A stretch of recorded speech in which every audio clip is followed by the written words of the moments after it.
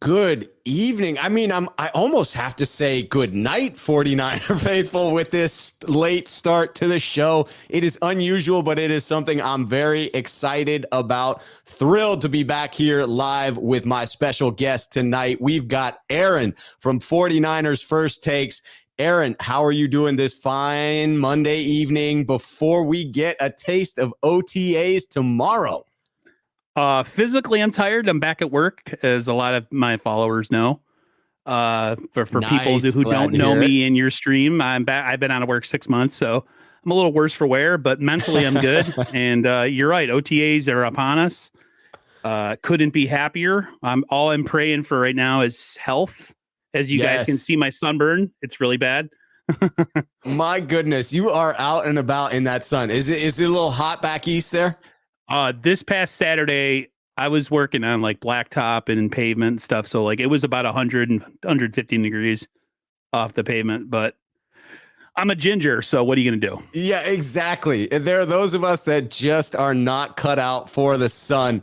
By the way, a few minutes late here and already Drew is like, hey, Rob's pulling a Deebo on us. He's holding out. He's holding out at this point. We were reuniting. We haven't talked in a while. We got a little bit caught up in the in getting together and shooting the breeze. That's for sure. Let's get it correctly stating that yes, this sunshine that will be gone in just a moment. It's slowly but surely drifting out. Yes, I am in need of a curtain. Right now, I have my big ass green screen set up acting as a curtain, but it doesn't hit the last 2.5 feet in between the top of the curtain and the frickin' ceiling. And that's what's streaming in right now. So I got to figure out how to attach some type of a curtain to block out that sun. Thankfully, it is on its way down. And I agree with AJB. Sun's overrated to begin with anyway. So we don't really want it in this broadcast. You and I don't need it when we're out there gardening and out hitting our weekend activities, because it's just going to burn our asses anyway. Yeah, I'm like a vampire. I only like being out at night. Yes, only out at night where I can't get any more sun on this. Yes, Tom Bragg, fashionably late tonight, enjoying ourselves. I'm glad that the mood is also light in the chat. We have everyone enjoying our buffoonery so far, Aaron, and that's key because you got to keep the people entertained. That is absolutely key to this profession, my friend. Yeah, you can't take everything so seriously, guys. Yes. It's OTAs, it's the summertime. Just got to be positive. Got to focus on the good stuff because it could be, I don't know, the season could have just ended and we'd be a lot farther away from the season. So everybody be happy. Yes, be happy. Look forward to those things that are happening now for the San Francisco 49ers. And one of those things is OTAs. It started today. Man, I'm hyped because I just saw the San Francisco 49ers put out on Twitter, and I've retweeted it, their own hype video from day one of OTAs. Yep. Oh, a little bit of energy, some highlights, a little bit of Trey Lance, some dope music. They got me going, man. Just that little 30-second clip. I'm like, okay, it's almost time. It's almost time. I am ready for number 5, man. Listen, I've been ready to move on for a long time. We technically still haven't moved on yet. Y'all already know what I'm talking about, but to see number 5, first and foremost in that little clip was all I needed to see. Yes, gotta get a little bit of taste of the Niners promoting Trey Lance. AJB. But seriously, did we trade Jimmy yet? No, we haven't traded Jimmy, but they're promoting Trey Lance, and that is the key. That's what you want to see. You want to see Trey Lance's face plastered all over everything. That is a signal of the transition. And the Niners are slowly but surely embracing that transition is going to happen and is something that the rest of the league is already aware about. They don't need to play these games with Jimmy Garoppolo anymore. They can just do what they want with the quarterback position. Everyone knows they're going to Trey Lance at some point. So let's talk a little bit about Trey Lance, because I want to go through. As we're hitting these topics, you'll see the topics at the bottom continue to flip through. This is intended, me speaking to the viewers here. We're going to be going through several topics that fit underneath this initial umbrella. So we're going to be looking at OTAs specifically, because we have reporters are going to be on hand for OTAs tomorrow. So this is the information that we're hoping to garner from those OTAs, where we do get just that little brief window of access. The first one for me, Aaron, is Lance and his leadership. How does he carry himself in these practices? How do others talk about his presence, talk about him specifically in their own interviews? I feel like you get the best sense of someone's leadership abilities in hearing other people describe them as a leader. I don't know if you paid attention to the news report, speaking of leader, where he wanted and got numbers of all the rookies that were drafted. Yes. And called them and yes. like pretty much welcomed them to the team. We all know Jimmy Garoppolo's inability to return messages on the cell phone to our number one tight end, George Kittle. But did that just, to me, and just the fact that he was at rookie minicamp observing, watching over, which is now his team pretty much, that to me is a sign of a leader. But the talk coming out of the draft last year was that he was a leader. Not exactly a rah guy. He's not, flipping out on the sideline, say like a Dan Marino, but right. He has a way to draw people close, and we will see. I think he's going to George Kittle's tight end university. He might be the quarterback there. So, I mean, little by little, man, it's, the saying brick by brick, it gets kind of old, but I mean, he's showing me a lot of good signs already, and I haven't even seen his play on the field this year.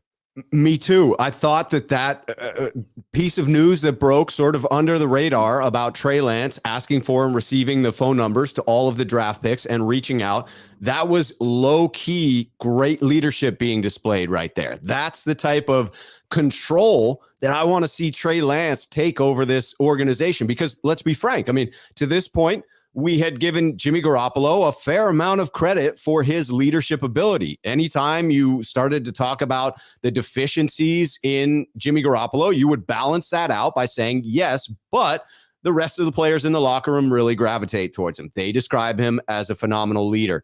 He has the leadership characteristics that people gravitate to. This is now Trey Lance's opportunity to get out from underneath Jimmy Garoppolo's shadow in that respect, because all we did was talk about the leadership of Jimmy Garoppolo while he was here, while he was the starting quarterback. Now you're starting to see real examples of Trey taking over this team, because I do think that's a process. There were a fair amount of people in this locker room that were fans of Jimmy Garoppolo, that love being a teammate with Jimmy Garoppolo. And now there's a big transition happening. I think these small little incidents of Trey exuding leadership are important to keep our eyes on as we watch him take over this team. What do they always say that winning is? The best deodorant, right? Yes. So to me, one way to ingratiate yourself to a locker room that was used to Jimmy is just putting in the work, being the first there, last to leave, and having a professional way of going about it, being a leader in practice, not just during games, but in practice.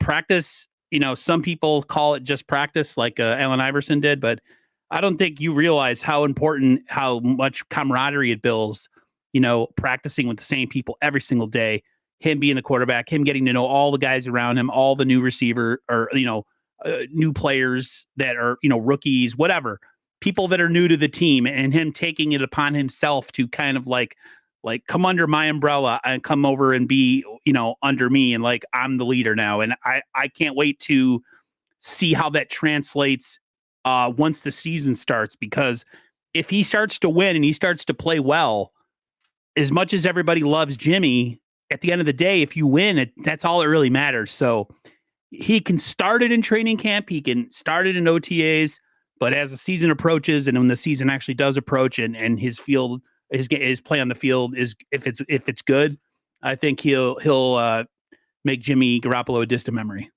That's a great point. He's setting the foundation for that level of leadership right now. But until we get out to the live fire, till we get out to the live bullets, that's really where these big question marks are going to be answered. One thing I'll keep my eye on throughout these OTAs, throughout preseason, is who volunteers information about Lance, because there will be no shortage of questions asked about Trey Lance. Every person that comes to the podium, whether it's a rookie or whether it's a wide receiver, offensive lineman, or a defensive player for that matter of fact, they are going to get questions about, well, how's Trey Lance looking? As Lance is developed, how's that accuracy?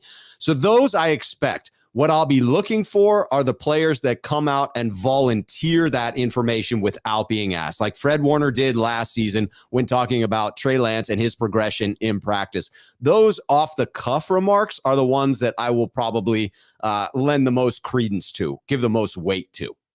Yeah, that kind of reminds me of when Richard Sherman came to the podium and he started naming off guys like Jaquiski Tart, and he was talking about all these players that people need to start paying attention to. I would love to see a player, whether it's Trent Williams or Kittle or Deebo or Ayuk or whoever, say, man, Trey really, he's been a real leader, and just come out and say stuff, like you said, without being poked or prodded. That'll be the sign of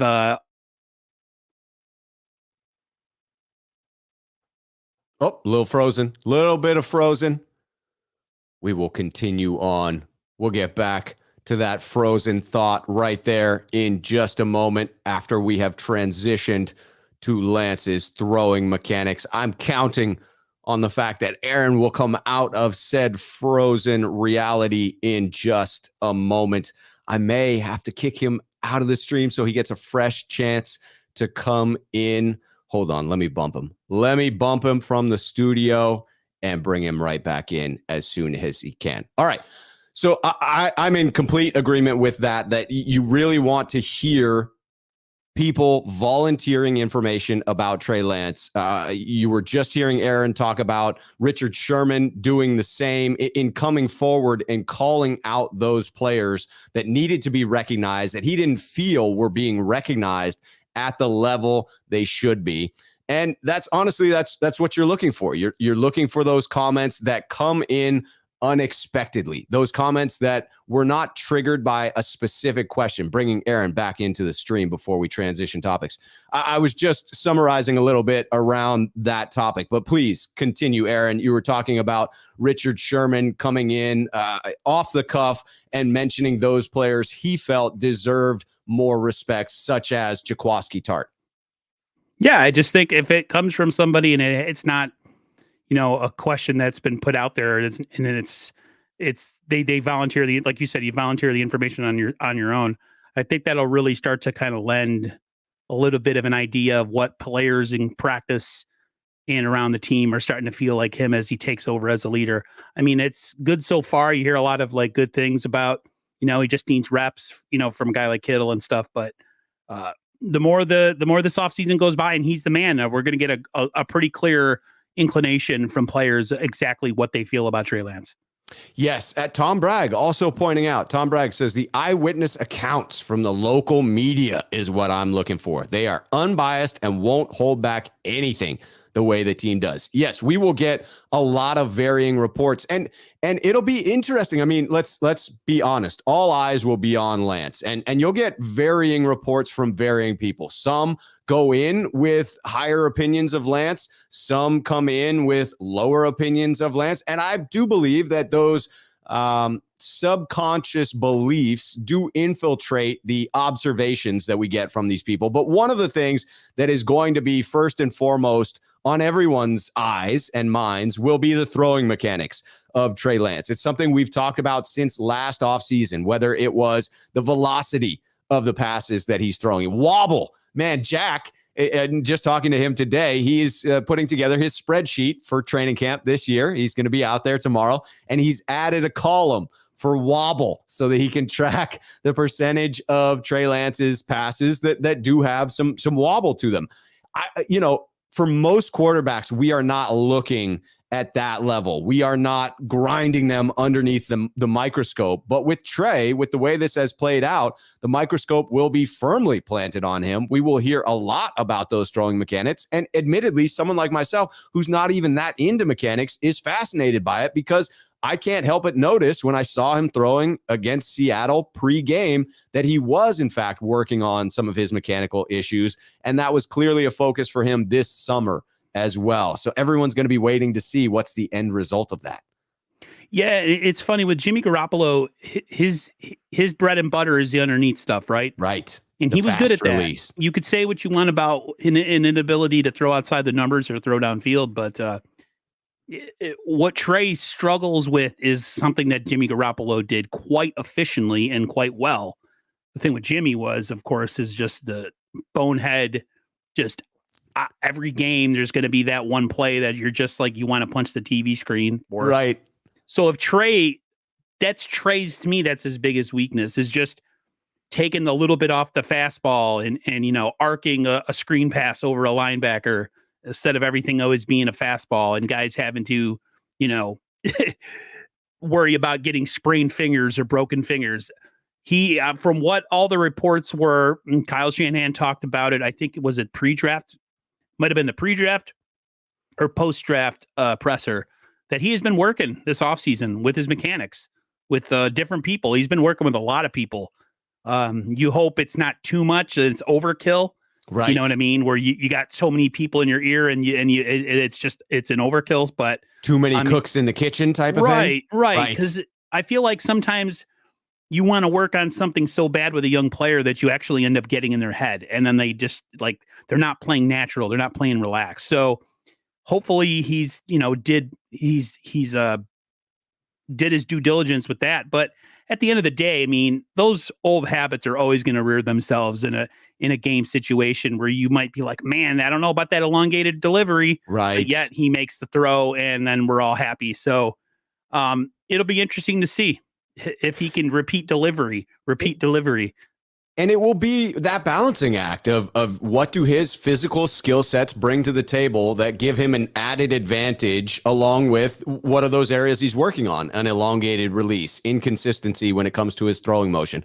Like, do those offset one another?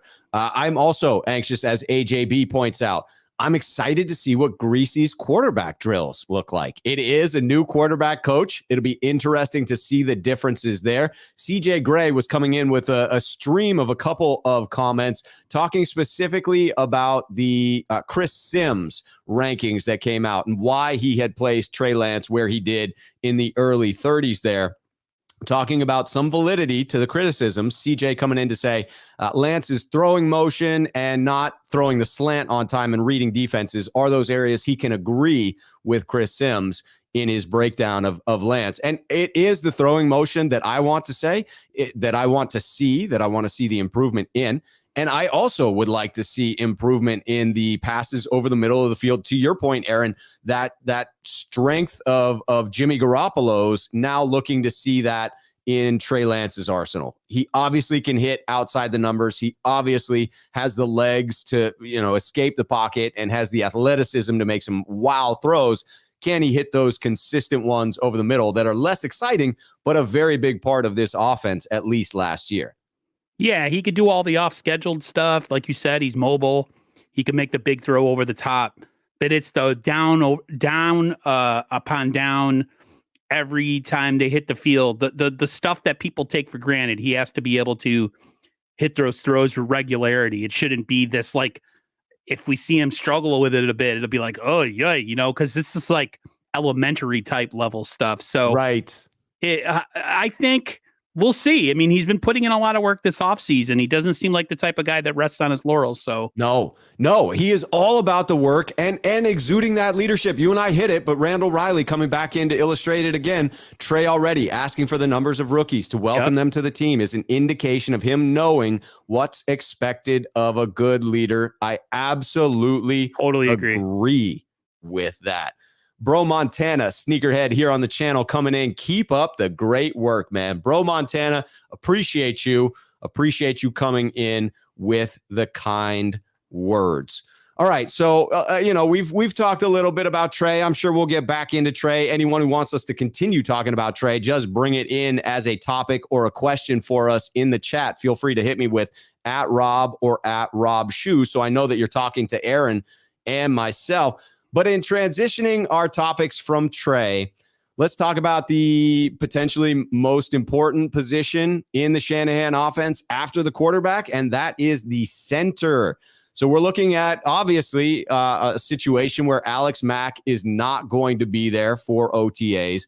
You could argue that this is a positive.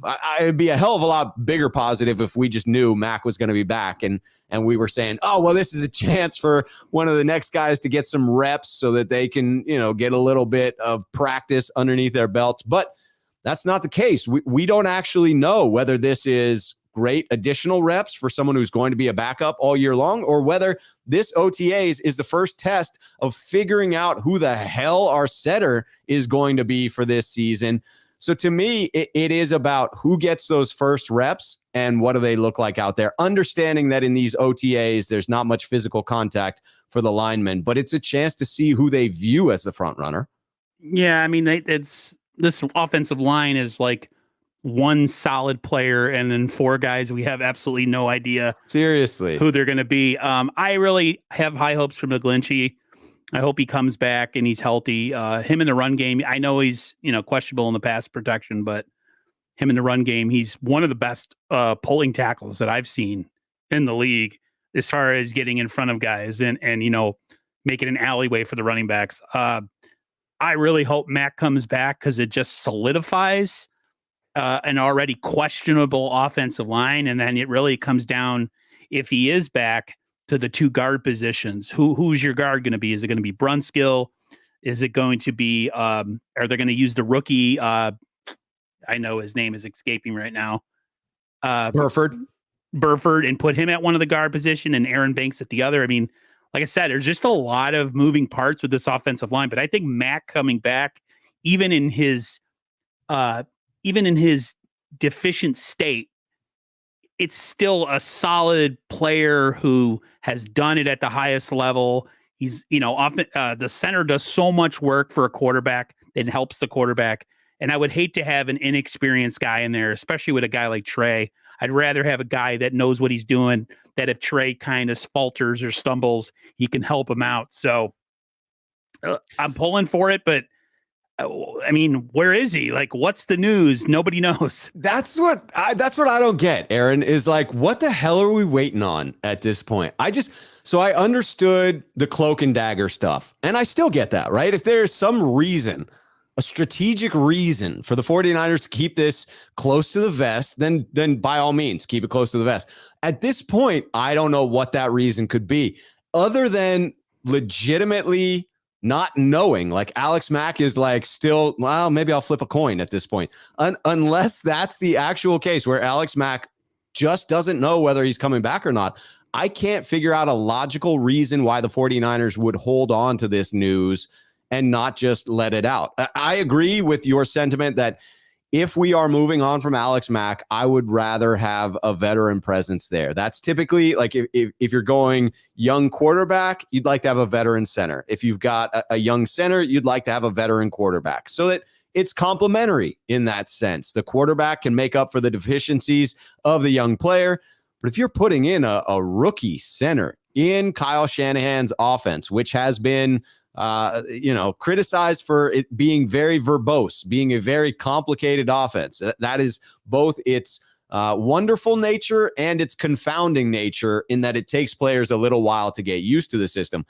The center, John Lynch has come as far as to be able to say that, hey, we can take some things off the center's plate. Alex Mack did certain things as center because he could. We can take that off of a young rookie center's plate. But it just doesn't give me comfort to think of a rookie out there with what is essentially a sophomore/rookie playing at quarterback as well. Yeah, it just makes me uneasy. And the way I look at it is, like, if you're unsure at this point, you already know you don't want to play. Like, right. That's just my opinion. Like, if you're that unsure and it's late May, early June, dude, just retire. Like, it's over. You just got married in Ireland. I'm so happy for the guy. Props to him. He got married in, I don't know if he's an Irish guy. He got married in the motherland. Yes. Somebody's motherland. I don't know. I'm part Irish. But yeah, like, if you, Larry Krueger says when somebody's got what they call FU money and they can retire, like, just retire, dude. Like, it's over. It's okay. Yeah. We'll be fine. But make a freaking decision already, because it's driving people crazy because it's like it's worrisome for having a young quarterback like him and then having maybe some, de facto guy that doesn't even really play center and they're just kind of plugging him in there. Like that makes me uneasy, but I'm not really going to worry about it right now. We still got a couple, what is it? Almost June. We got about 3 months till the season starts. So we do. There's plenty of time to figure it out. Randall Riley coming in, agreeing with me, though, on there's no logic holding it back. After the draft, there's no good reason other than Mack not being committal. Seems about right. I mean, that's where I'm at. I just can't logically process any other reason to hold it back. I think the Golden Fang is pointing out my understatement here. Kyle's offense is complex. Yeah, that might be the understatement of the year there. Tom Bragg coming in. Aaron Banks will be much better now that he's back to his natural position. He played left guard throughout his entire college career at Notre Dame. So this hinges on the point that's going to bring us back to this conversation of offensive line and specifically the center position and whether Mack is back or not. I see this as like either not so bad. Mack is back and you're looking at, well, how do you fill that left guard spot? Because right guard, hey, you got Brunskill. He played right guard the entirety of last season. Would you like to upgrade there? Sure. Is he a serviceable right guard? Absolutely. Right tackle? I think it's fair to assume that while he may miss a little bit of time, it seems Mike McGlinchey is trending towards being able to play. And assuming it's a small sample size of, 3 games or fewer, that we do have depth at the tackle position, and I'd be okay with Kyle Shanahan scheming around an absence of Mike McGlinchey for 3 games or less. If you're only talking about the left guard spot, man, I feel good. Aaron Banks, to this point here, going back to his natural position. Hello, he's got a freaking year in an NFL locker room, in a weight room to be able to put on the muscle that he needs to be the enforcer at that left guard spot. He's going to be more comfortable. I feel good about that. Take out Alex Mack, having to shift around Daniel Brunskill. Now you're talking about 3 or 4 positions that are unsettled and no cohesion along the line. So it's much different for me if Mack is back. It goes to like kind of panic mode. Like, what the hell are we doing with our offensive line if Mack does end up retiring?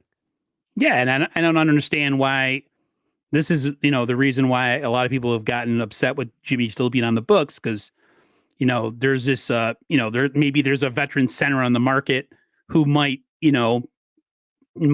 take a little bit of money to sign.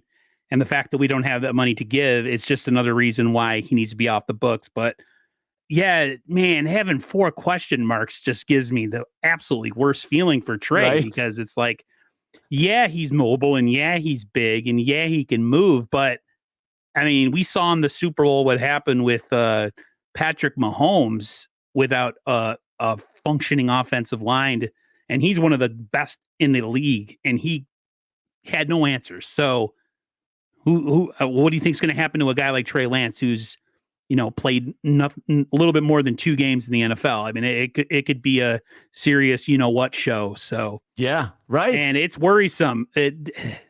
Come on, Alex Mack, come on already, like make a decision. Yes, just give us some hope. Alex, just give us some solid news. I'm tired of hallucinating on this one. I want to know the reality. Well, we've talked about the left guard spot, so I'm just going to hit this one right now while we're here. Just in talking specifically about that left guard spot, it seems to be the one that no matter whether Alex Mack comes back or not, that left guard spot has to be answered because Laken Tomlinson is no longer here. That is a definitive fact that you cannot get around. I saw Swansong bringing in the idea that, hey, Burford might be able to challenge Banks for the left guard spot. There are a number of names on the roster that you wonder about. I mean, Burford, Zakel, Jalen Moore, you have McKivitz. I mean, there is great depth here on the offensive line, but my fear is just that there's great depth, but no one clear name that jumps out to me as like, yep,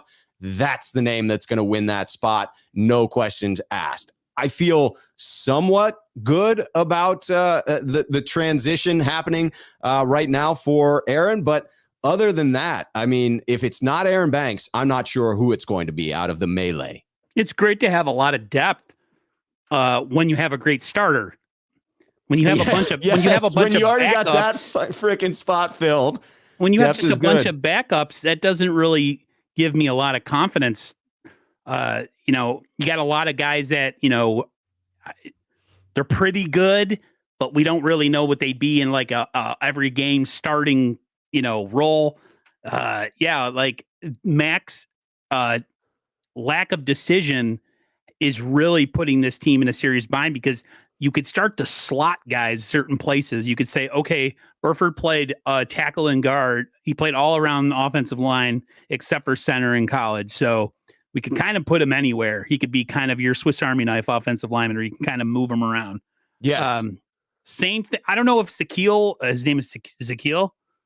Yeah, I mean, Was he just an offensive tackle in college, or did he play guard as well? I'm not sure about that one. I don't know his specific background, but I do feel as if his name is bandied around as one that is interchangeable, that he is one that offers some flexibility along the offensive line. Yeah, and then we got those two guys, the undrafted guys. I mean, are they really going to make the team? Are they right? Are they practice squad guys? I mean, a lot of people get really excited with those undrafted guys, but it's like, they were undrafted for a reason. So that's right. And people talk about this versatility. Andrew talking about Brunskill can easily replicate Mack's performance of 2021.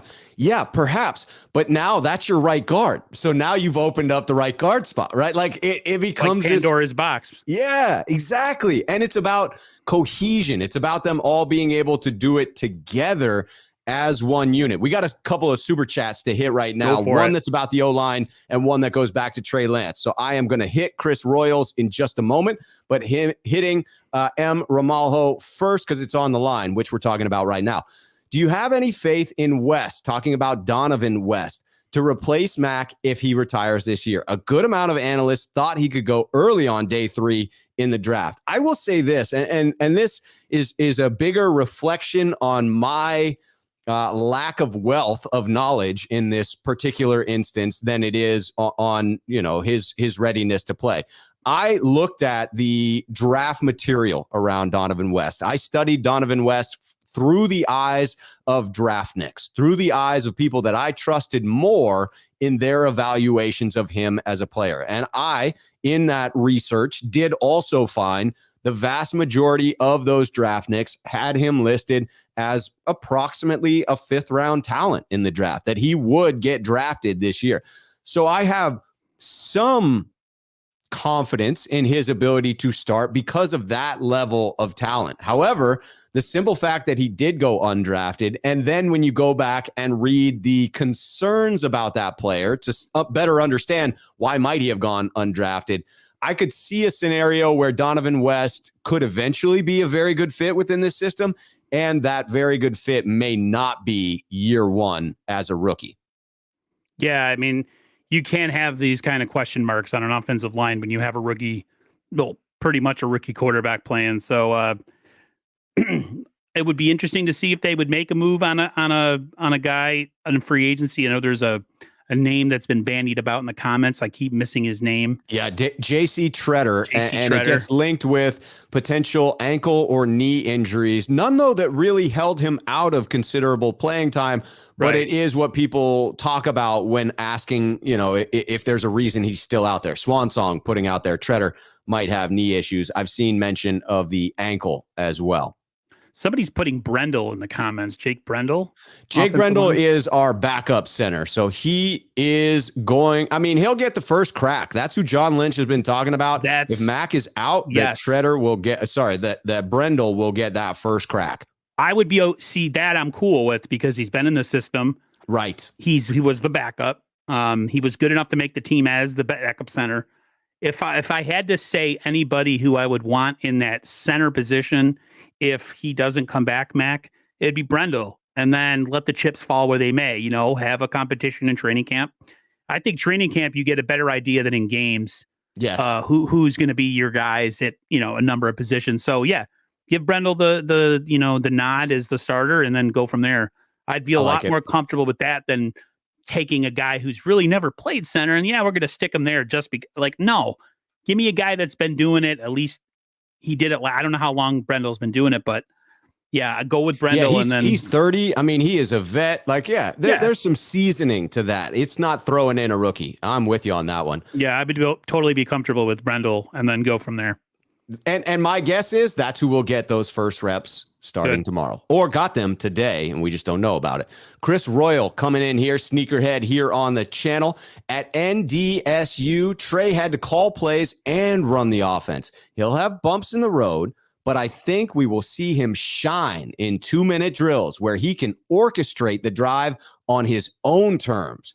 Thoughts? I do believe, as Chris does here, the 2-minute drill will allow for Trey to get out of his own head, first and foremost, stop thinking so much and just act, go back to the muscle memory, rely upon your physical assets, those strengths that you have other quarterbacks within this league don't possess to that degree. So rely upon the physical skills, the skill sets, and yes, get back to you being in charge a bit, right? Having a couple of options at the line and you deciding which direction you're going to go with that play call, being comfortable that you know maybe what the next 2 plays called are going to be. To me, it all gets back to getting out of your own head. Stop thinking and start doing. I think in the 2-minute drill, you get to see, the truest form of what a player really is. And I think a guy like Trey Lance, if I don't want him to just do everything within the constructs of the offense. If you got to move around to make time for a throw and it's an off-scheduled throw, how many times have we seen Russell Wilson do that? How many times have we seen Mahomes? How many times have we seen Josh Allen? I mean, that game in itself last year, the Chiefs versus the Bills. I mean, that was the modern age of quarterback at its finest. Beautiful. That was some of the best quarterback play I've ever seen. And it wasn't all just guys standing behind center and like Brady in the pocket. Like, if you got to be on the move to get a guy open, then do it. I don't care. Right. I'm not going to be mad at Trey Lance and yell at the TV, stay in the pocket. No, do whatever. Do what is natural as long as it produces. You know what I mean? So I'm big on the 2-minute drill with him because he's got the legs. People forget. Like, he might not be a runner per se, no, but he's got the ability to move. And if he needs to get 2, 3, 4 yards, we got that guy. With Jimmy, It's like, oh, geez, he's going to get destroyed. Please don't run. But Trey, it's not that. It's I forget how much of an athlete Trey really is, and it'll be interesting to see how exactly they use him. As long as they don't use him as a power running back like they did against Arizona, I will be just fine. Yes, I'd like to avoid that as well. I got to bring in Ricky Williams here because, great name, first and foremost. Sweet. But what he's saying, even better. Ricky Williams coming in to say, best channel for 49ers news right here. You guys are dope. Thank you, Word. Ricky. Aaron and I appreciate that. And, we both agree with you. We're both egomaniacs that think we are the end all be all for 49ers channels. Absolutely. And so, yeah, this is the place to be. This is Ego Central right here. That's right. That's right. 2 dudes with unflappable egos.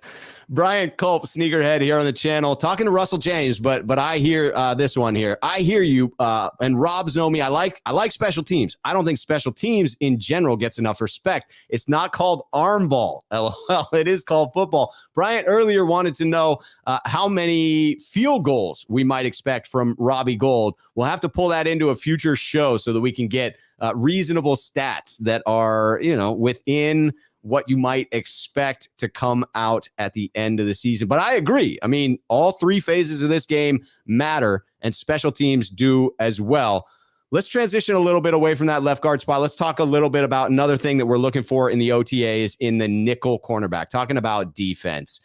For me, this spot is interesting because obviously K'Wan Williams is out. He joins DJ Jones in Denver. They both got new big deals that the Niners did not or could not match with Jimmy Garoppolo on the books.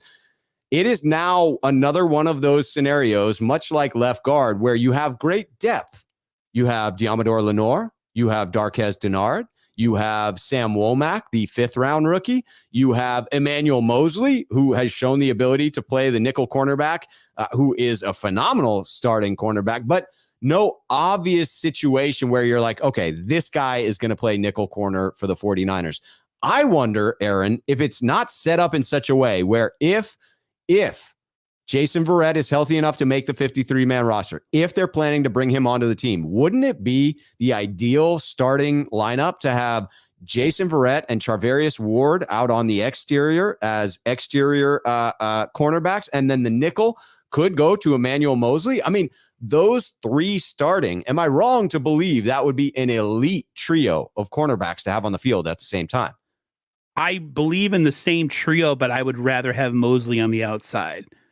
Only because I feel like, I mean, teams use three wide receivers almost, what do they say, 80% of the time. So it's, right. But I'm all about preserving a guy like Jason Verrett by limiting his snaps, because I feel like the more he's on the field, the more he's susceptible to be injured. Right. He just has that uncanny, unfortunate ability to just get hurt all the time.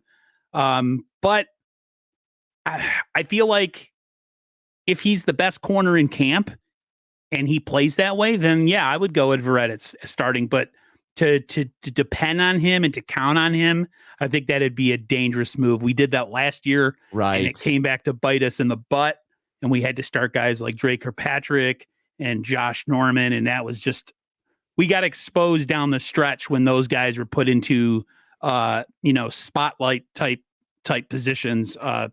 Same thing with the young guy Ambry Thomas. Props to him for fighting through it and being a man and facing it, but it's tough. You're right. There's a lot of bodies to go in that nickel position. For what Jackhammer was telling me, he seems to think that his personal opinion is that Womack might be the guy to go. Just his ability to play inside, and he has speed, and his ability to break up. He's just really talented, and it's tough. You're right. You bring up a great point around Jason Verrett. Like, okay, so let's say he's playing well preseason. Let's say he's healthy preseason. You give him the spot on the 53-man roster, because when healthy, he's one of the better cornerbacks in the freaking league. Yep. But then week 1, week 2, something happens and you've now lost him for the season potentially. Like that, you have to consider that with Jason Verrett when you're talking about building out the 53-man roster. Am I letting go of a 5th or a 6th round draft pick who right now hasn't shown all that much, but we drafted him for a reason? Am I cutting one of them for a gentleman who is not going to make it through the entire season? And that's, how do you know? You can't see the future. And so it becomes a pretty big risk. And it's an interesting one to keep our eyes on as the 49ers build that 53-man.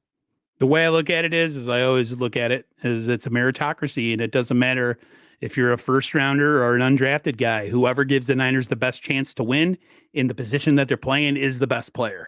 Yes. And if that player happens to be a Womack over Verrett, because 1, he's younger, and 2, he's healthier, and 3, maybe he just balls out in training camp in the preseason, right, you got to go. I mean, you can't count on you.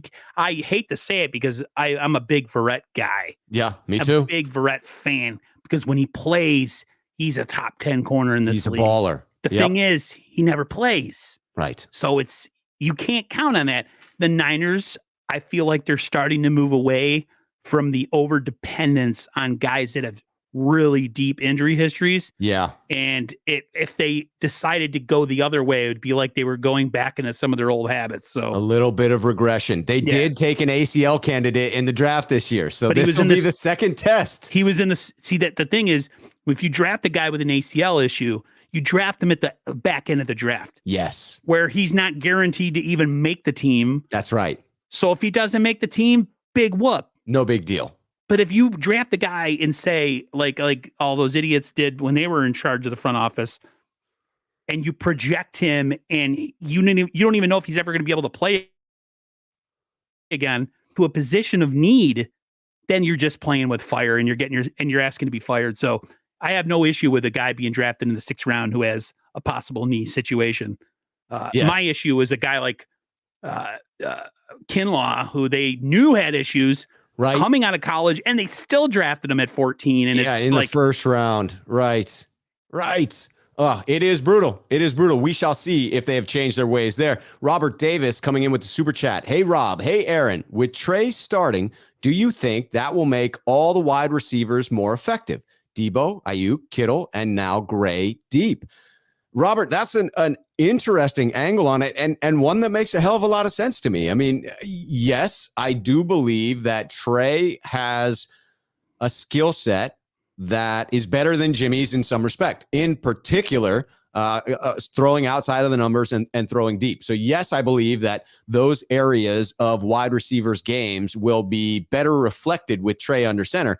And I will acknowledge Jimmy did some things very, very well. Throwing over the middle, hitting that slant route was something that he did on a pretty consistent basis. I mean, occasionally he would throw to a linebacker that was hiding there as well, but he hit that freaking crosser on a dime, and his quick release did come into play there. That is something that may not come as naturally for Trey Lance. So you could see a little bit of regression. I think statistically speaking, because we're talking about adding a deep element, statistics for all the wide receivers should go up this year. I would anticipate that the vast majority of them, save for Deebo, would have an uptick in production this year. I think one guy that would be very happy that Garoppolo's not the quarterback anymore is Brandon Ayuk. Yes, he's shown up Jimmy on the field. Has a little bit of a petulance to be a little bit of a pissant, and he doesn't get the ball or if Jimmy overthrows. So it'll be interesting to see. A lot of people are saying, who's going to be the guy to shine now that, Trey Lance is quarterback? My guy to watch is Ayuk, because I think there's a lot of Ayuk's game that just hasn't been tapped because of Jimmy's inabilities. And now that you have a guy that actually can make certain throws that Jimmy could only do in his sleep, it'd be interesting to see, how much more effective a guy like Brandon Ayuk is. That's my guy to watch. I'm super interested in him this year. Anytime you're doing that off-season training with your quarterback, you're building that rapport. Yeah. I mean, to me, that is absolutely the guy to keep your eyes on. I had to bring this in, my friend Dustin Kohler. Jimmy for life, his wife's thoughts. Yeah, a lot of wives out there are on the Jimmy bandwagon. That's for sure. Justin coming in with the super chat. Should the Niners keep both quarterbacks? How long of a leash would each quarterback have? Lance week 1 versus Jimmy G week 1. I do not subscribe to the idea of keeping both quarterbacks. I believe that would create an emotionally unstable locker room dynamic. I also think it would create ripples for the fan base. So I would go against keeping both. But Aaron, I'm interested to hear your take. I agree.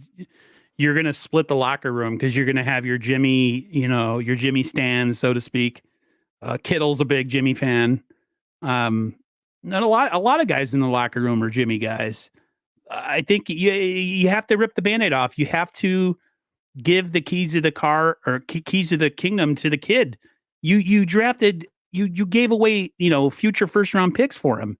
Right. You can't now get scared and backpedal and all of a sudden say, we might start, 2-5 and, because of that, we're going to keep both quarterbacks. No, he's got to fight through it. He's got to figure it out. He's going to have growing pains. It's going to happen. Be patient. Jack Hammer said it best. The only way to get experience is to play. That's the only way you get experience. Right. You can't take the reins away from him because he has a 3 interception game. Make him fight through it. That's it. I mean, hell, Joe Montana didn't set the world on fire when he started playing quarterback in the NFL. So Trey Lance has all the God-given abilities that Joe Montana never had, but Montana had this. So give the kid a chance. He's got a lot of weapons around him that I think he'll be okay. To me, he just has to be a facilitator, a point guard. Yes. You got all these players around you. You got these good running backs. You got one of the best tight ends in the NFL. You have at least 2 solid, good wide receivers. That's more than enough talent. If you can babysit and protect Jimmy from his own inabilities, I think you can do that with Trey Lance. That's all I'm saying. I think so too, because you got more of the physical skill set to work with. I'm with you on that. I'm with you. Have patience, but also know that you've got enough talent there to win. I don't think we're going to be in any type of a circumstance where we're having a madly losing season throughout. If it is a losing season, I see it as just barely a losing season. And my hope, even in a losing season, would be to see progression from Trey Lance. And that would be enough for me. Tom Jensen coming in to close out that last topic we were on before the Super Chat. Sneakerhead here on the channel. Tom, appreciate you. Rob, the question is, if Verrett isn't healthy and Mosley is DB2, who's the nickel? They put Womack outside, and that's his skill set. Nickel is a total unknown. That is, to me, they did not really truly address that position directly. They also did not add again, my estimation, a strong safety, which is another topic that we're going to get into in just a moment. So I'll use Tom's comment here to sort of springboard off of. I view this defense as very elite. On paper, potentially a top 3 defense. However, they did seem to ignore those 2 positions for the most part. If it becomes a situation where Verrett, Mosley, and Ward were all starting, like, I would have 0 questions about that. I don't anticipate that's going to be the lineup. I think we will see one of these lesser known names coming in for the nickel, whether it is Darquez Dennard, whether it is Diamador Lenore. And I suspect at that safety position, it's going to be a competition between George Odom and Talanoa Hufanga to see who's the starter there. Those are the 2 unknowns for me. Everything else on this defense feels like it's elite. If there are holes, those are it. Do you think that's something we need to be concerned about, or did they address enough else on this defense to where it's okay that those 2 positions are moderately unsettled, Aaron? I feel like they've put so much, what's the word I'm looking for? Not money. They resources in that defensive line. So yes, they have. It's pretty obvious the order of importance is on this defense. It's the defensive line and then everything else.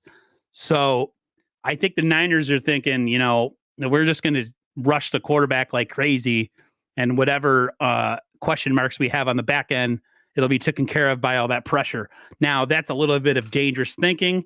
But I mean, look at 2019 when the defense of the pass rush was playing well. I mean, you could say that Richard Sherman during the season, he had regressed or whatever, but in the early part of that season, he looked fantastic.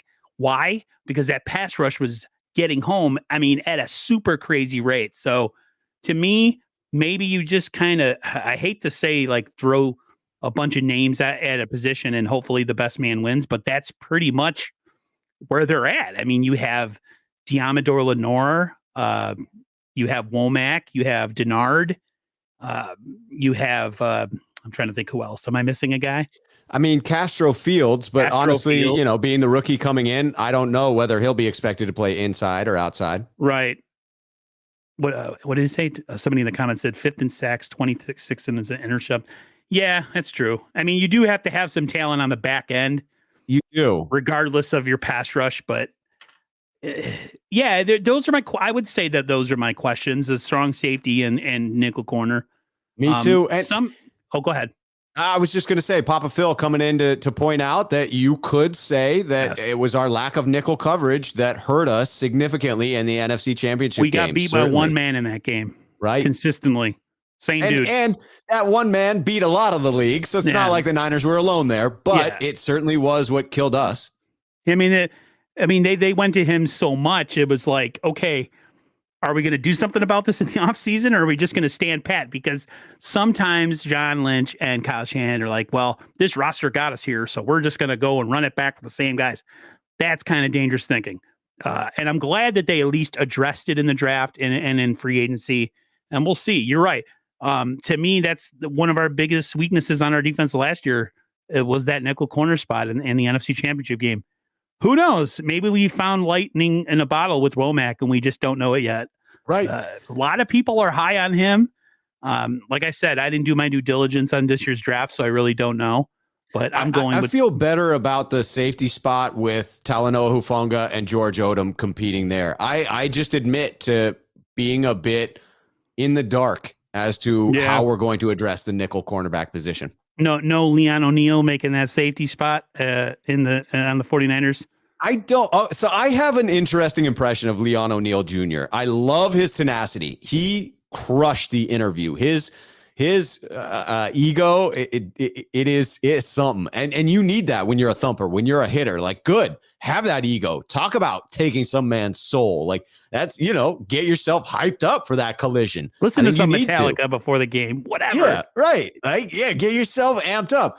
But then the drills, it just so happened that he ran them next to Jalen Petrie. So Jalen Petrie would go first. Leon O'Neal Jr. would go immediately following. So every drill I watched him run, I was comparing him to the fluidity of Jalen Petrie. And that's why I fell in love with Jalen Petrie, but also why I had poorer marks for Leon O'Neal Jr. because it was relative to someone else that seemed to be a ball hawk, that seemed to have fluid hips, that seemed to be able to pivot in coverage in ways that Leon O'Neal felt very tight and slower and less capable when tracking the ball in space. So I don't have a whole lot of optimism there, but I do admit when there's a guy who comes out with a chip on his shoulder, sometimes that's enough to make the roster, right? If you are driven, that might be enough for you to put in the work needed to make the roster. There's no such thing as impossible. Somebody made a point. I don't know when I streamed with them or whatever. They said that they think that the Niners, the fact that they address so much on the outside cornerback, the cornerback position, that they might be thinking about switching to more of a man style defense where it's less on the safeties when you play a cover three, and maybe that'll help them, I don't know, kind of hide whoever is back there per se. If it is a Talanoa Hufanga or his name is escaping me right now. Javarius Moore, the other safety. Yeah, I haven't seen him on the field in 2 years. So no, right? Came out towards Achilles. That was it. So I mean, it'd be interesting. I mean, I would love to see them run a little bit more man-to-man sometimes. That cover three, man, when you don't get pressure, that cover three is just like dink and dunk you all day. Yeah, so. yeah, that's brutal to watch. It feels like you can't stop anybody. It just leaks like a sieve. Have to get pass rush when you play cover three. Otherwise, it's literally pitch and catch. Right. All day. I have to agree with Tom coming in as well. There is a bit of a head scratcher that we have a Hall of Fame safety in John Lynch that abides by his head coach and doesn't draft the secondary. Right. Maybe he's going to come out and play this year. Maybe he's the answer. I don't know.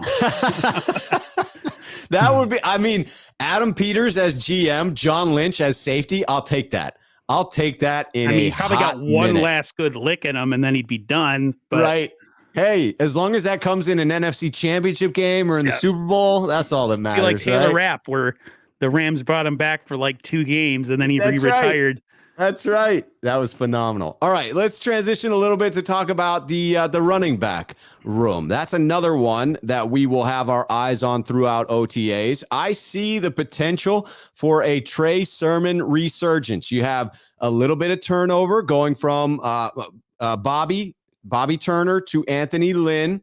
They come up from the same school of thought. And so you would assume that Anthony Lynn is looking for similar traits, similar skill sets, similar things from his running back to feel good about that running back. And Bobby Turner did not see those things from Trey Sermon for whatever reason last year. Trey Sermon got a couple of games under his belt, but that was only when we were decimated by injury. So will he make the 53-man roster? Will he have some type of a resurgence underneath Anthony Lynn now? And, who gets knocked out of the rotation? Is there any surprise addition throughout the preseason, or is it pretty set in stone already? Are we looking at Ty Davis-Price, Elijah Mitchell, Trey Sermon, and Jeff Wilson Jr. as the 4 most likely backs to make the 53-man roster? To me, that's really the only question is does JaMycal Hasty get bumped? Is there a resurgence of Trey Sermon? But I'm highly fascinated by those questions.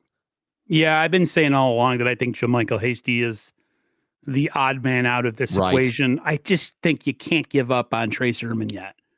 I even said it at the end of last year. I think he's going to prove a lot of people wrong this year, including maybe the 49ers. The fact that they drafted supposedly his replacement by drafting TDP, who pretty much does a lot of the same things, but maybe with a lot more physicality. I mean, I watched some of the tape during the draft when they were showing some of those runs, and they were, man, I would not love to want to play either middle linebacker or safety and have to have a guy like that run over the top of me. So Right. it'll be interesting. Like, man, we said last year going into the season that we had a glut of running backs, and then everybody got hurt. So the Niners were smart this year's draft. They threw players in at positions that they thought they were good going into last year, and in both positions they got decimated by injuries, and then they were pretty much stuck with nobody. So they did it with the defensive backs, the corners, and they did it with running back. So I'd rather have a lot of guys and have a really hard time making a decision than having nobody and having to be like, well, I guess we're going to keep this guy. You know, I mean, well said. Like, it's going to suck to get to that point where you're like, oh, are we cutting the wrong guy? Like, you're going to watch the Seahawks pick somebody up and you're going to be like, damn it, we just cut somebody that we should have kept. But better to have that problem than to be like, dude, I don't know who we're keeping because they all suck. Like, much better to have that one where you're like, oh, we let one good guy get away. Another team swooped in and grabbed him. That's evidence of just how deep your roster is, right? Yeah, I feel like a guy like Jeff Wilson Jr., maybe a guy on the outside looking in, and he'll probably end up in Miami. That's my brother's team. You tell me that doesn't sound like a perfect situation. He gets cut. Thank you very much. We'll take him. And then you're pretty much reliving the 49ers running back room from 2019. So right. I don't know. That would be interesting. I like Jeff Wilson Jr. He had his knee issues where he just didn't seem like he was the same player last year. He didn't quite come back with the same veracity that he had in the past. So my two guys on the outside looking in right now are Hasty and Jeff Wilson Jr. And the reason I say that is because you drafted Trey Sermon last year, and then you drafted TDP this year.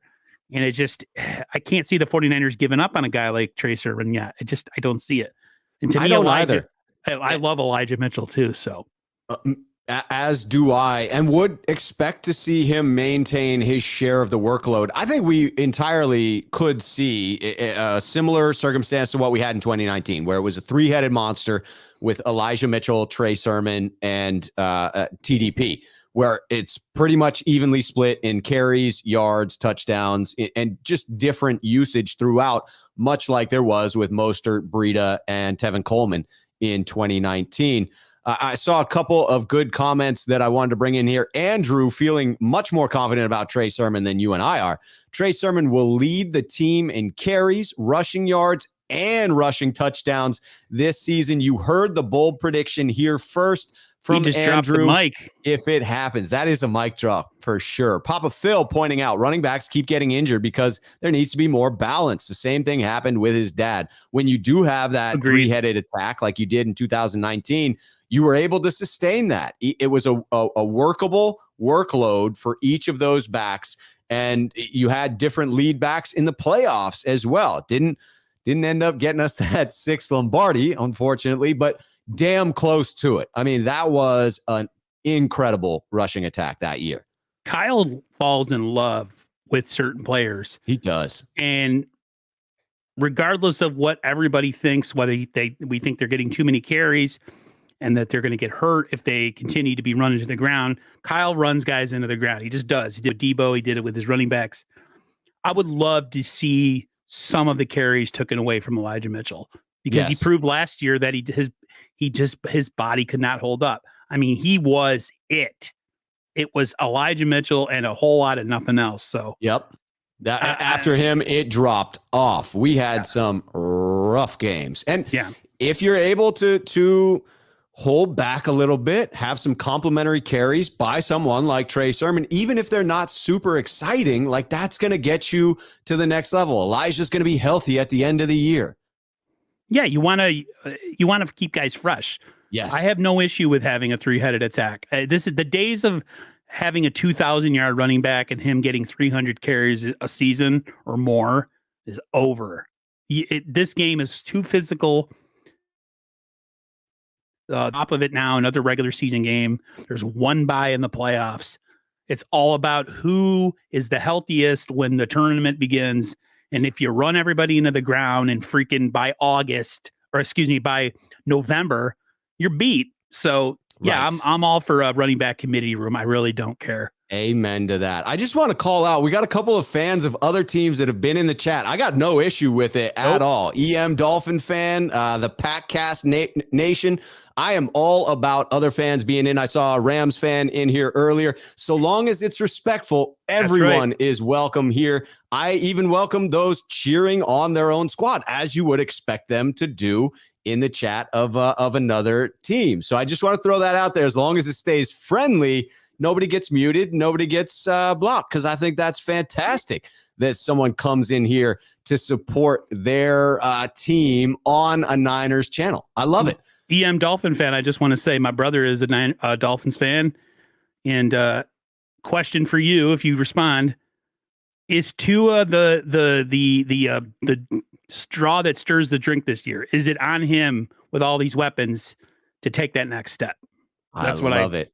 That's a great question. EM Dolphin fan, I hope you're still here to answer that, because I'd like to get it. Bringing in Tobin Ernst super chat here. Tobin, build inside out on D and stout running game. Get third down conversion right and we'll be really good. No doubt about that. Right. Shanahan carries this forward from his father's days in coaching, and it's as true now as it ever was back then. If you come to the table with an elite defense, a solid run game, and you are able to convert on third downs, if you're able to be efficient on offense, that's a recipe for success in the NFL. Absolutely a recipe for success. Doesn't matter to me whether we're talking about the 1980s, 1990s, or today. That is winning football, and seems to be what Coach Shanahan is building yet again. Yeah, you have to have the ability to close out games with a run game. Yes. And you have to have the ability to get stops when you need them in the playoffs.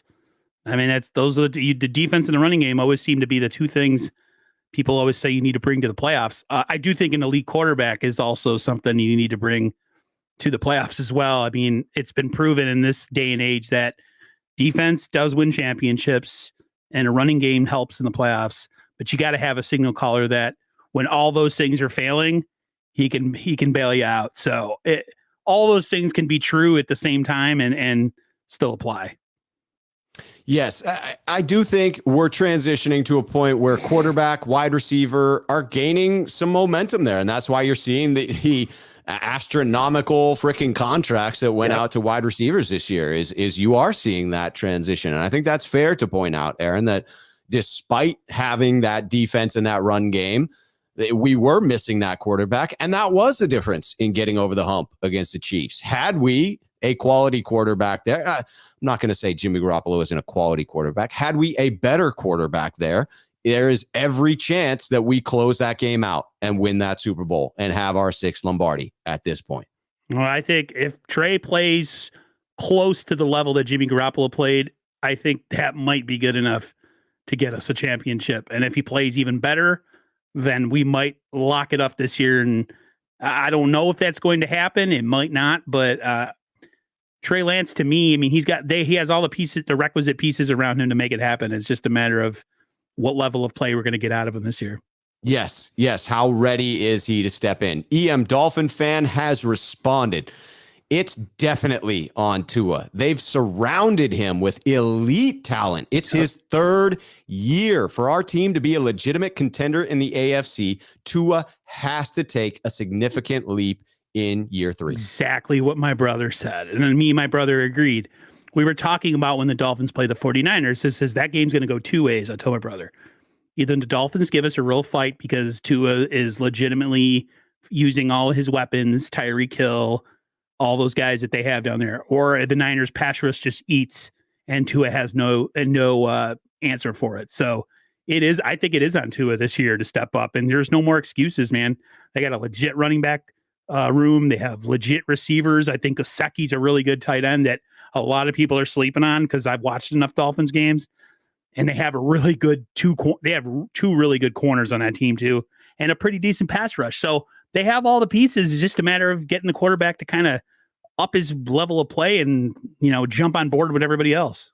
Yes, this feels like the season that you can judge Tua by. If you had said before, well, he doesn't have the weapons. Well, he doesn't have the team surrounding him. Now he does. Now it's on him to put that all together, and he will be judged as such. And if they don't, they have a bunch of first. They can get a quarterback in the draft next year. They got AJB is with you. If they don't, the Dolphins will tank for Bryce. They certainly could. They certainly could. Everyone's they like, do why have are we a fair talking amount so of much capital. Dolphins here? Right? We're just trying to be fair. I mean, I have a brother who's a Dolphins fan, you know. Yeah, hey, you got to bring it. It's all NFL love, and it's Mike McDaniel. So anytime we want to talk Mike McDaniel on this freaking channel, nerdy offensive lineman or offensive coordinator / whatever. That's right. He's our boy. McDaniel is our boy. All right, so let's transition. These are the last three topics in talking about the mini camp observations that will be happening this week, specifically tomorrow when the media is in there. And this one is not a surprise. This is as expected by everyone, but here it is. And we're now present. The 49ers have met in Santa Clara and Deebo has not. Again, that's totally expected at this point. The contract negotiations are ongoing for Deebo Samuel. He was at the Dallas Mavericks / Golden State Warriors game last night in Dallas, so it didn't seem likely that he was going to catch some red eye to then be in Santa Clara today for day one of the OTAs. The dates to keep an eye on for Deebo Samuel are the mandatory minicamp, which again, I don't think I expect him to be at, but that's when it'll start costing him money. They can always give that back to him. They probably will. But it's June, mid-June where that happens, June 15th to 17th, the mandatory minicamp. And then at the end of July is the start of preseason and getting together for camp. So in what I'm reading, the most likely window for this extension to happen, most people peg it as sometime between June 17th and that July 28th date as far as getting a contract done for Deebo. So no surprise he's not there. No surprise if he's not there for the next mini camps as well. But we're starting to enter a point where we could see a Deebo contract come through the pipes. Yeah, I agree with his side totally. I wouldn't step on the field until I have a new contract. I'm sorry. For everything that they asked him to do last year and for as many hats as he had to wear on that offense, you need to pay this dude. And you need to operate in good faith. If you're going to fine him or whatever for the stuff that he misses in, say, June, just pay it back to him when he gets his contract. He's done enough to show his loyalty to this franchise, and it's time for the Niners to do their part and financially, show exactly what they feel. I don't see him like you said, if a contract gets signed, it's not going to get signed till, like I said, late July, and then you'll probably see him on the field for training camp. I have a feeling like it's going to happen at like the witching hour, like right at midnight of the day before camp. Right. Some Matt Mayoka post on Twitter that's going to say Deebo Samuel has signed a blah blah blah deal, $80 million guaranteed, and he'll be with the 49ers for the next 5 years.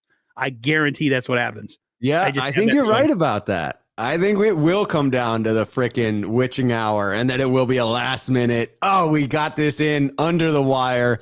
Deebo is going to be a Niner, and we will all lose it. I mean, I will certainly. And then I will get my Deebo jersey. Yes. It is a lock. Once that happens. That's the only time I get jerseys is if guys get re-signed. The second contract, when the second deal gets done. Yep. I got a Warner. I have a Kittle. And now I got to get my Deebo. So Deebo better get re-signed.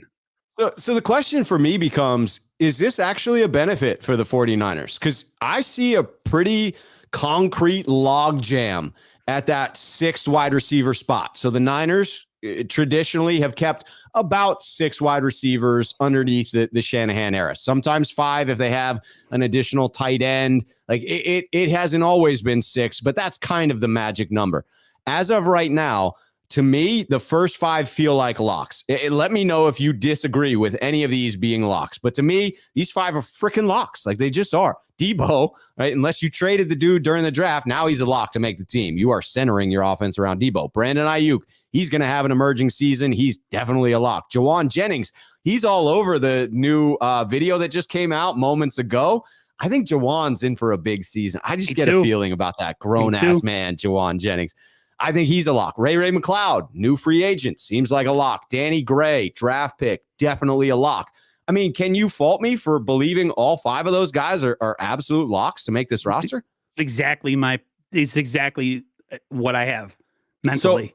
So that leaves all those other names that are out there. A couple of undrafted free agents, a couple of guys that rode the practice squad all of last year, a couple of free agency pickups that the Niners made. That at the time, we said to ourselves, oh, this is probably the 6th man on the roster. But now that's definitely up in the air. This feels like a little bit of a benefit because it gives some additional reps at wide receiver to players that need to prove themselves on this roster, to getting that last spot right when it comes to the 53-man roster. This could be the very turning point in Brandon Ayuk's career that he's going to go into OTAs and mini camps as the number 1 receiver. The lead dog. He's the lead dog, and everybody else is going to fall behind him in order, whatever order that is. And I know, and you've seen, and I've seen that Trey has been working with him in the offseason. So won't be totally surprised if you hear a lot of people, peeing in their pajamas all over the fact that Ayuk looks really good in minicamp, and him and Trey Lance seem to have a really good connection and chemistry. So if anybody can gain anything from Deebo not being there, I think it's Brandon Ayuk. Yes. Take on the lead dog role, run with it, take some leadership of that wide receiver room. This is the year that Deebo was able to assert that level of dominance in the wide receiver room. It was his 3rd year coming in where he really was able to say, this is my room. I am a leader here. I set the tone in this room. And Brandon Ayuk will have the opportunity in Deebo's absence to plant his flag in that regard. And I do think a fast start for him would be beneficial considering the slow start that we all suffered through last year with the doghouse and everything that came of that. And the snaps going to those unnamed players, one of which most likely makes the 53-man roster. Speaking of players and resurgencies, and in particular coming into their 3rd season, let's talk a little bit about a clog in the middle of that defense, Javon Kinlaw. Is this a make or break year for Javon? I mean, we're talking about, hey, he's finally right from this surgery. Like, no more excuses in saying he's right from this surgery. It's got to be a make or break year, right? I mean, he came in the offseason last year talking about nothing was wrong and he was fine, and right. Getting on the media for, making, and I know Mostert kind of did the same thing, kind of like taking shots at them for, questioning his health. And then the dude pretty much didn't even play last year. This is totally make or break. I mean, he's a top 15 pick in the NFL draft. He was, in so many words, the man that was supposed to replace DeForest Buckner. It's put up or shut up time, man. I mean, you have the body of a god.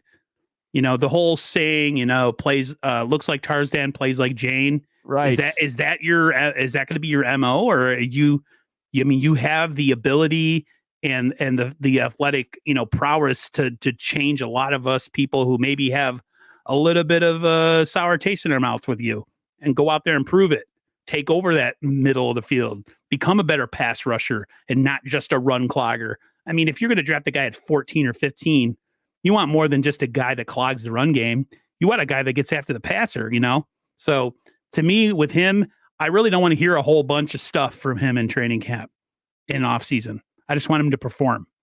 And if he is healthy and he could perform well, I think this defense could take even another step, another level of dominance, because now they're going to have it from all over the place.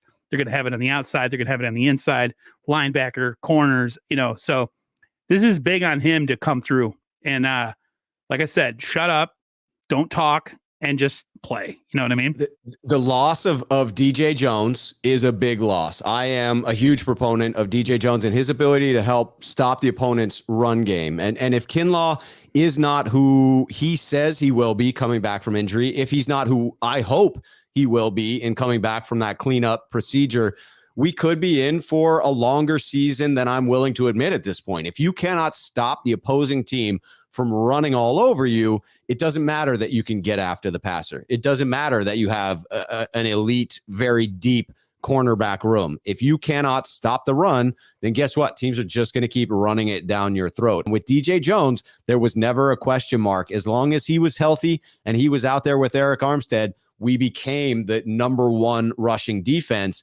We're now transitioning with the big plan being the replacement for DJ Jones is Javon Kinlaw, someone who hasn't to this point proven that they can stay healthy throughout the season and be the person that we drafted them to be. So this is a big one for me. I'll have my eye on him. I am hopeful, but I realize I'm being optimistic going into it. Yeah, I just don't like guys that go after the media and say that the media is picking on them and that they're, labeling them injury prone and yada yada yada. It's like, listen, man, if you're on IR every single year, or you're having some sort of procedure done every single year, and you can't stay healthy, you are injury prone. And until you are able to prove otherwise, you're going to be labeled that. And to be mad at the media for that, I think is ridiculous. So, like I said, is just stop talking, stop posting weird videos with squirrels in your mouth, and just go out and play.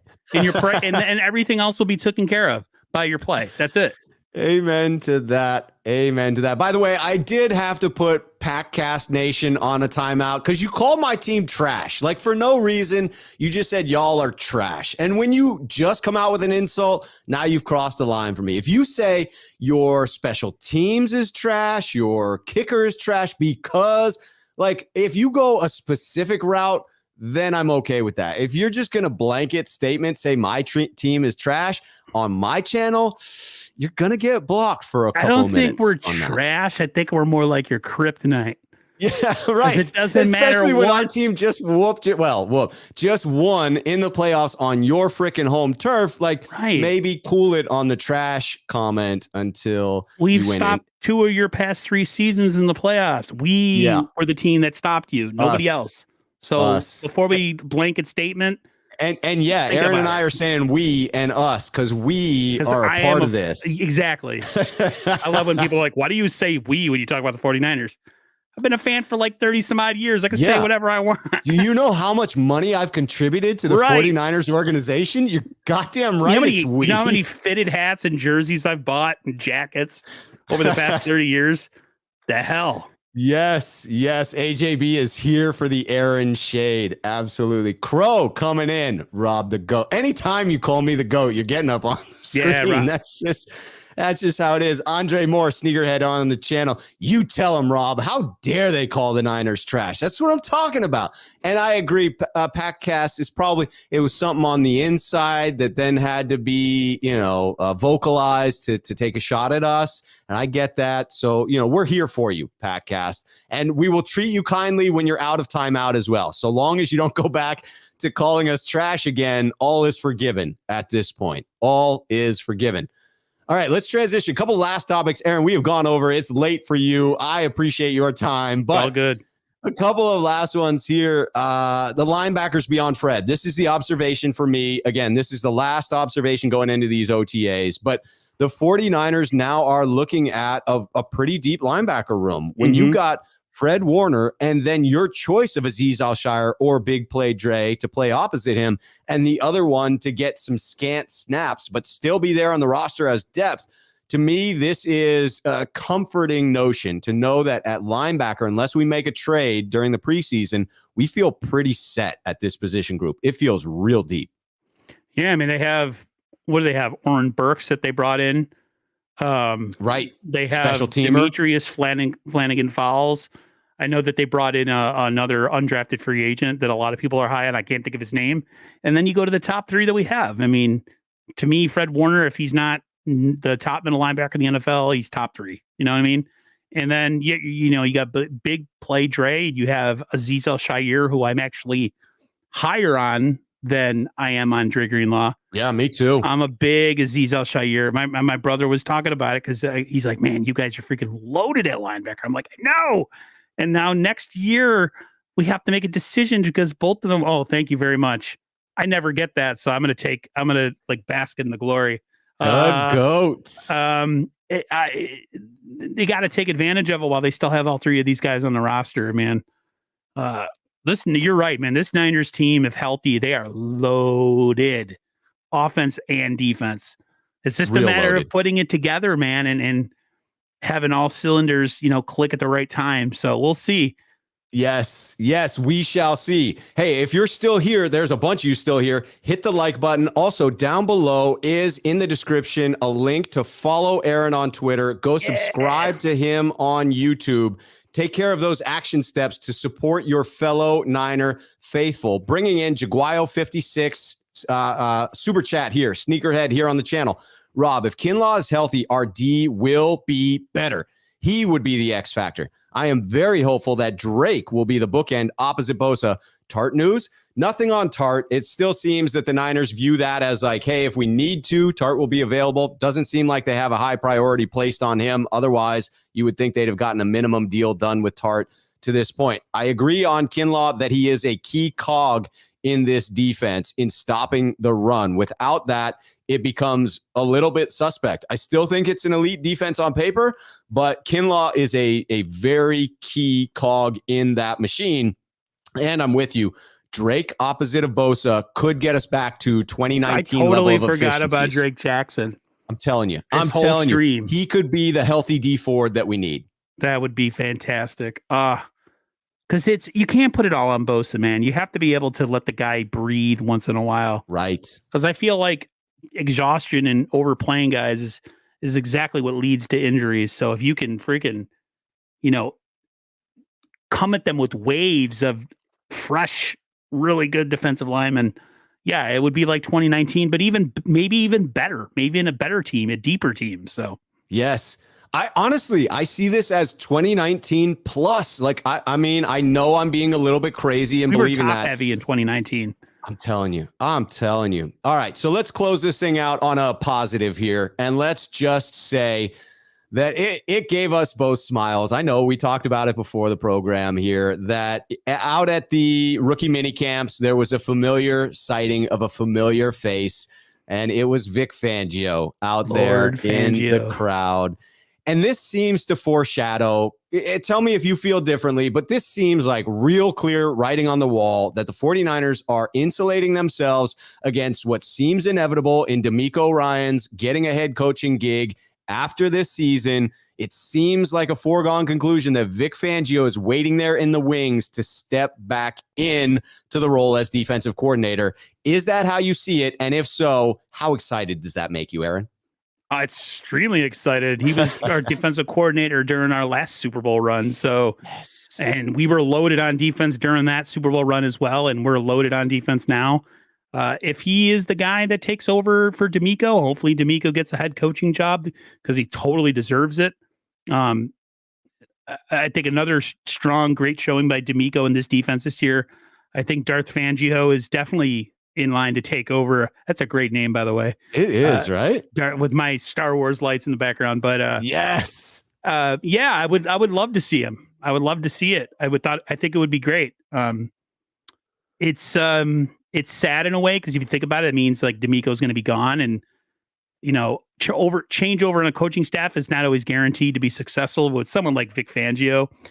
I think we can say that Fangio may not be a head coaching material, but when it comes to defensive coordinator, he's one of the best, if not the best. So, no doubt. I would have very little reservations about him coming back in. I would immediately feel as if the defense was in solid hands at that point. Zero drop off, in my opinion, in going from DeMeco Ryans to Vic Fangio. There's no defensive coordinator I would rather have, other than keeping DeMeco Ryans, which doesn't seem like a possibility given his popularity after his first year in the DC role. You would think that as long as he shows some progression here, that it's a foregone conclusion he gets a head coaching role, especially with the NFL's focus on diversity. DeMeco being a top tier diversity candidate. Even if you took diversity out of it, probably one of the top, if not the top candidates there. So it seems to me like you should be planning at this point, and that gives me some solace that the 49ers are looking to bring in a stud to replace a stud. Yeah, he ain't no bum, that's for sure. No, he is not. I'm in complete agreement with Bryant Culp, Sneakerhead, here on the channel that this was a great show. I invite all of you to hit the like button on your way out. There's close to 250 of you, so just hit the like button on the way out. Subscribe, turn on the bell, go to Aaron's channel, subscribe to that channel. Make sure you turn on that notification bell. And Bryant, by the way, Bryant has reached out with a challenge. We have a bet that is going to be ongoing. Bryant and I are placing a wager. Bryant came up with a creative one around a Subway sandwich. So we're going to be eating Subway sandwiches. I mean, I'm not big on Subway sandwiches, but I like the bet.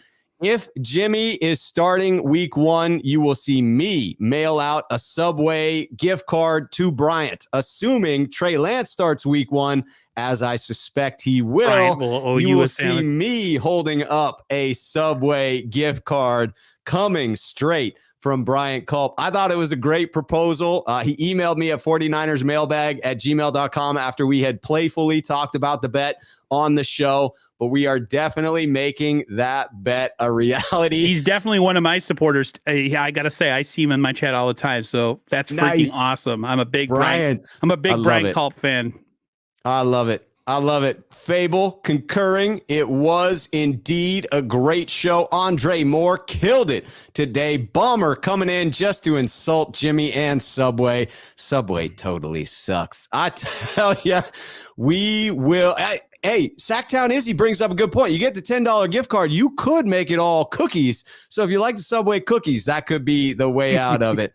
I am very, very excited for this wager with Bryant.